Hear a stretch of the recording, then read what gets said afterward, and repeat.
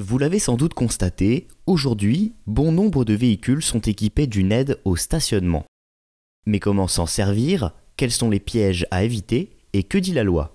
Bienvenue dans ce module high-tech consacré aux créneaux assistés par aide au stationnement.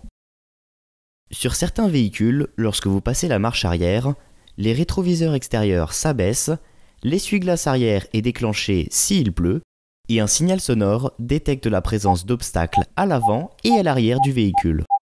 Plus les signaux sonores sont rapprochés, plus le véhicule se rapproche d'un éventuel obstacle. Ce système fonctionne grâce à des radars à ultrasons placés le long du pare-choc avant et arrière.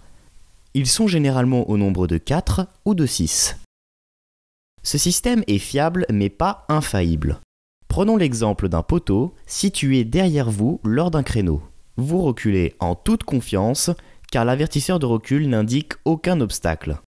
Malgré cela, votre véhicule vient de heurter le poteau. Pourquoi ne m'a-t-il rien signalé? Eh bien tout simplement parce que le poteau était placé juste entre deux détecteurs à ultrasons. Ces derniers n'ont rien repéré d'anormal, l'avertisseur de recul n'a rien vu venir et vous non plus.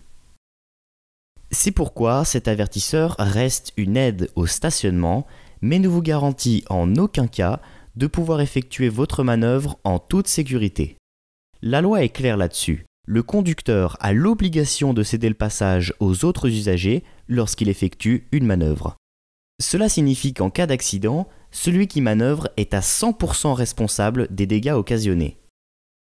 Et qu'en est-il alors de la caméra de recul? Le principal problème avec la caméra de recul est l'appréciation des distances. Suis-je à 50 ou à 10 cm de l'obstacle? Difficile à dire. C'est pour cette raison que la plupart des caméras de recul sont couplées au radar de recul. Il y a donc à la fois un signal sonore et une vue de l'arrière du véhicule.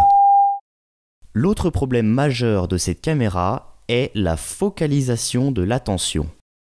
Le conducteur est tellement focalisé sur l'écran du tableau de bord qu'il en oublie parfois son environnement.